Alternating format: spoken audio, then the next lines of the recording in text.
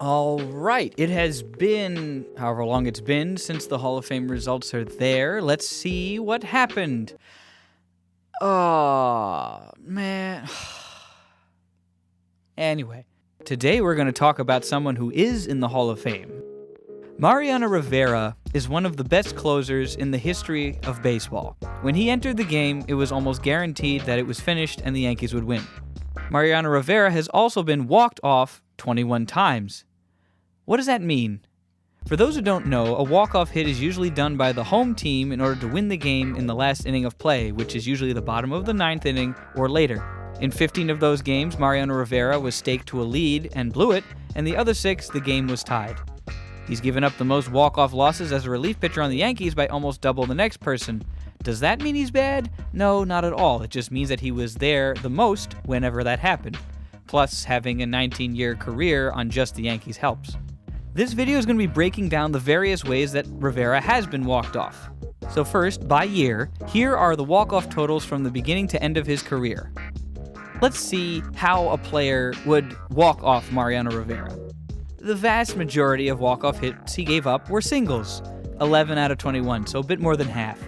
You have the exceptions like the fielder's choice, the error, and the hit by pitch, which now bring the sum total to 14. There are 2 doubles, up to 16, and 5 home runs, up to 21. So the odds are, if you did get a chance to walk off Mariano Rivera, it was most likely going to be a single. Now let's split the results a little differently, now by each team that has walked him off. So out of the 29 Major League Baseball teams he could have faced, and he did in fact face all 29 at some point, only 14 teams were able to walk him off, so a little less than half the league. 8 teams have walked him off once, 5 have done it twice, and 1 team had done it 3 times. So a few things we can tell: no team in the National League Central or West were able to walk him off in the regular season. The AL East and AL West have the most walk-off victories against Rivera at 6 each, and the Mets owned Rivera, being the only team to walk him off 3 times in his career. Ha ha ha. Now that we have the type of hits that he gave up and which teams he gave them up to, let's see the individual players who put the nail in the coffin for him. That is an interesting collection of players. Now, let's add the type of hit they got, the team the player was on, and, for argument's sake, their career WAR total. Some players on this list make sense because of the type of players they were, such as Manny Ramirez, Ichiro, David Wright. There are other important names like Miguel Tejada and Moises Alou. But then you have these guys, the least valuable players that are in the same conversation as the previous names I mentioned. These guys are legends such as Keith Lockhart, Matt Franco, Robert Fick, Gabe Gross, and the king in this castle, Bill Selby, who had a career Baseball Reference WAR of negative 1.5.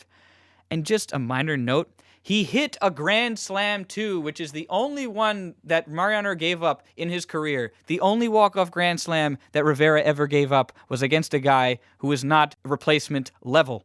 There are some walk-offs that aren't really Rivera's fault, he was just on the mound. So, for example, Moises Alou's walk-off hit was a completely missed chance by Tino Martinez, the first baseman, so that's obviously not Rivera's fault. There's Robert Fick's hit, where Gold Glove defender Derek Jeter made 2 errors on consecutive plays, allowing the winning run to score. When Manny Ramirez got his walk-off hit, it was 50-50 because Jorge Posada let a pass ball by him, which allowed the runners on base to advance, which made it possible for 2 runs to score on the subsequent hit. And then there's Lucas Duda, where Hall of Fame caliber player and David Ortiz equivalent Brett Gardner made a horrendous throw, which allowed David Wright to advance a base after getting a hit to tie the game. There was one that was 100% Rivera's fault, where he hit Jeff Francoeur with the bases loaded, so he completely deserved that one. We kind of had a bit of a conversation on who was able to walk him off, like the teams and all that stuff. So out of his 952 career games finished, 21 of them are walk-off losses. I wanted to see how it stacked up against other relievers and closers. So I set a minimum of pitchers to have at least 20 walk-off losses in their career. And there are 41 pitchers that have them. So by strictly counting stats, this places Rivera's 21 walk-off losses at 32nd place, which is good, with nowhere near the leader Raleigh Fingers, who had a whopping 43, more than double. Obviously, none of them completed 952 games. There's a reason why Rivera's number is gold. He's the one who did it the most ever. So let's look at these numbers as a percent of their games finished. Plus, I like how percents look anyway. Cool. Rivera only gave up walk-off hits in 2.21% of all of his games.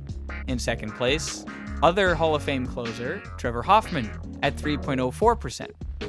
So the difference between Rivera and Hoffman, so first and second, is the same difference as it is from Trevor Hoffman to 12th place Rod Beck at 3.85%. Mariano Rivera was such a good closer with one pitch that he was even the best when he lost, and it's not even close. Thanks for watching.